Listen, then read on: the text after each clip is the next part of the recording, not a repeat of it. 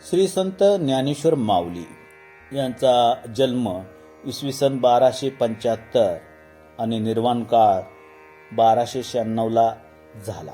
भगवान श्रीकृष्णाच्या आणि ज्ञानेश्वर माऊलीचा जन्म एकाच मितीला म्हणजे श्रावण वद्य अष्टमीला, म्हणजे जणू काही भगवद्गीतेतील शिकवणूक अधिक भक्तिभावाने समाजाला समजावून देण्यासाठी यांचा जन्म झाला. नमितो योगी थोर विरागी तत्वज्ञानी संत, तो सत्यकवीवर परात्पर गुरु ज्ञानदेव भगवंत.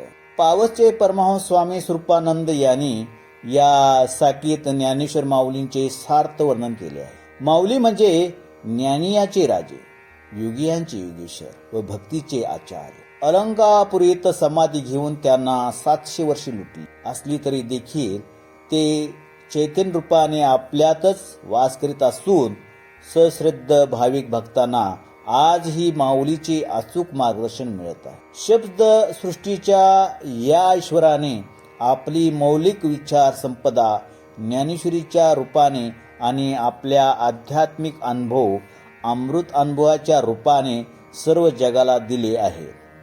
हे दोन्ही ग्रंथ आज अक्षरवाङ्मयामध्ये मानाचे स्थान मिळवून बसले. मूळ संस्कृतात असलेली भगवद्गीतेतील सूत्र रूपाने झालेल्या श्रीकृष्ण अर्जुनाचा संवाद ज्ञानेश्वर माऊलींनी बालवृद्धांना सहजपणे आकलन व्हावा म्हणून मराठीत ही भावार्थ दीपिका लिहून तिच्यावर गीशिकार लेणे चढवून अधिक सुशोभित करून तिच्या मूलभूत मौलिक तत्वज्ञानासहित जगापुढे ठेवले आहे.